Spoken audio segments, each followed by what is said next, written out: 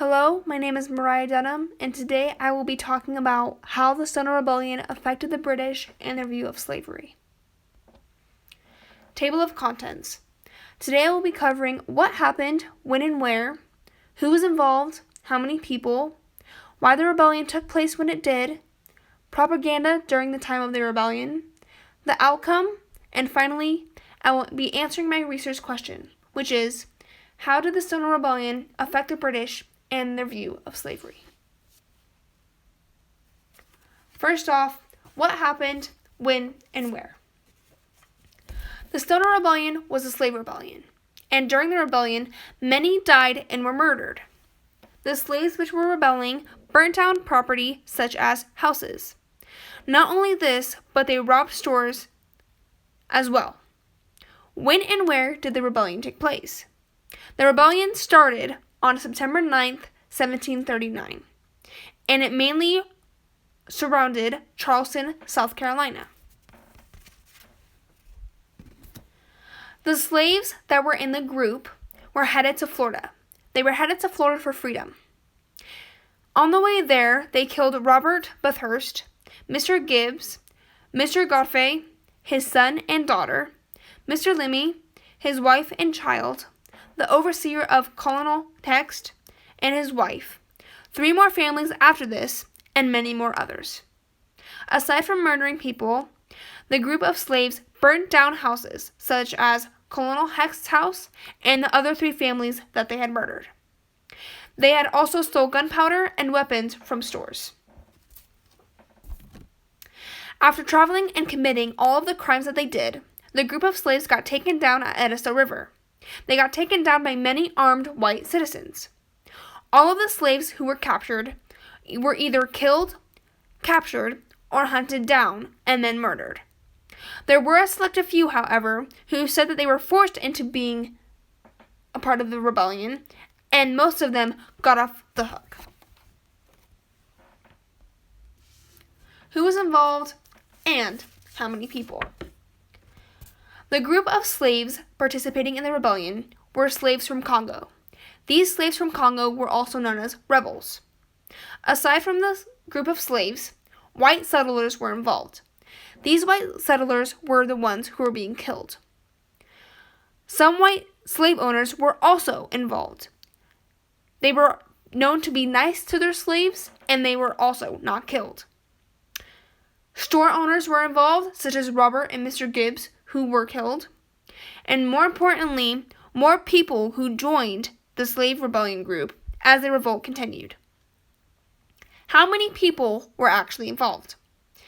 It is known that during battle, at least 60 to 100 slaves would participate. Aside from battle, more than 20 white Carolinians were involved. Twice as many black Carolinians were involved.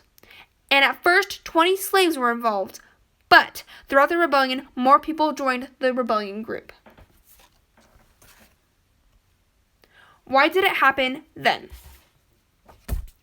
Many slaves were successfully escaping to Spanish Florida from South Carolina, which is what the group that were rebelling trying to do.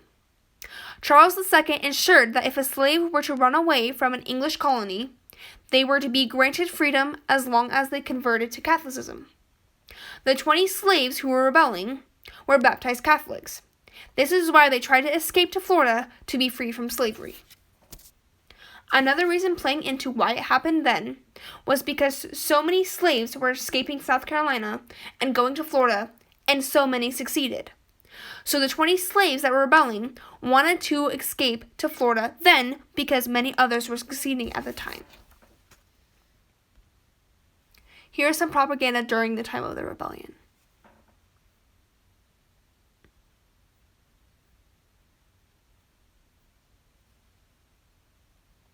The outcome of the Stoner Rebellion.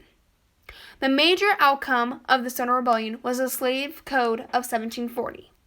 The Slave Code of 1740 limited slaves and gave more control to the owners. It also reduced the amount of slave rebellion that was accessible to slaves. Aside from this, people began to believe that slaves were plotting to kill and destroy property. This caused a lot of fear within the people, including slave owners. Officials were on guard with slaves and this resulted in many executions of them. The rebellions, such as the Stoner Rebellion, increased white paranoia, as stated in ABC Clio. This also led to others realizing that not all slaves complacently accepted their status, as also stated in ABC Clio. This is meaning that the other people saw, such as African Americans or black people, and realized that they do not like being slaves. How weird.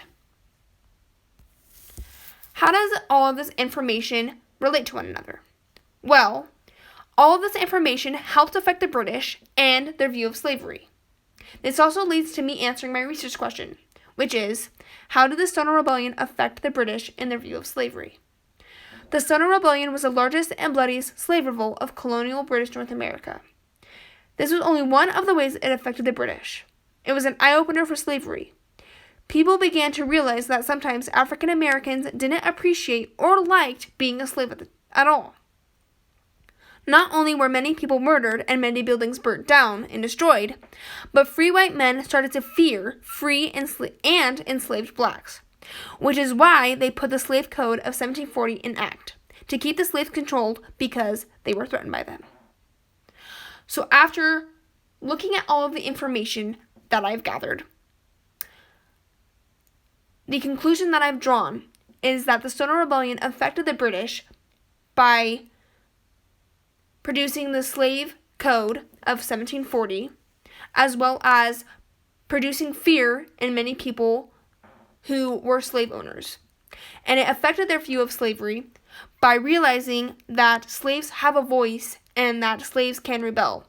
Even though it is not with their words, slaves are powerful, and most slaves don't like being a slave. Thank you.